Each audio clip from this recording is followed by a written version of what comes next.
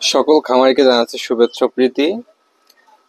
যেহেতু সামনে রমজান উপলক্ষে অনেকে ফ্যাটেনিং এর জন্য ষাঁড় গরু শেডে তোলা হচ্ছে। তা সকল খামারির প্রতি একটা বিশেষ অনুরোধ থাকবে যে আপনারা শেডে এখনো গরু উঠাইছেন বা ওঠানো চাচ্ছেন, আপনার হাতের থেকে গরু আনে 15 থেকে 20 দিনের ভিতর এগুলোকে হচ্ছে আপনার এফএমডির ভ্যাকসিন দিয়ে দিবেন এবং তার কিছুদিন পরে এলএসডি ভ্যাকসিন দিবেন।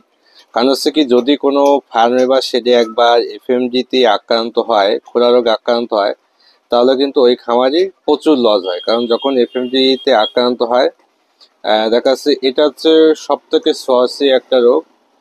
খুব দ্রুতই ফার্মের অন্য রোগগুলোকে এটা আক্রান্ত করে এবং এর কারণে দেখা যায় যে যে উৎপাদন ব্যাহত হয়।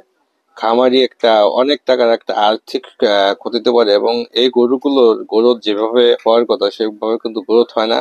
গরুর খুর ক্ষতিগ্রস্ত হয়, জিহ্বা ক্ষতিগ্রস্ত হয়, শরীরের যে কন্ডিশন থাকে সেগুলো হ্রাস পায়। এজন্য আপনারা শীতের আগে গরু উঠানোর 15 থেকে 20 দিনের ভিতর চিকিৎসকের পরামর্শ অনুসারে আপনার গরুগুলোকে অবশ্যই এফএমডি ভ্যাকসিন ব্যবহার করবেন। যারা একবার এফএমডিতে গরুতে আক্রান্ত হয়েছে তারাই জানে এটার ভয়াবহতা কি পরিমাণ। তাহলে এই ভয়াবহতা থেকে রোধ পেতে হলে আমাদের অবশ্যই ভ্যাকসিনের আওতায় আসতে হবে।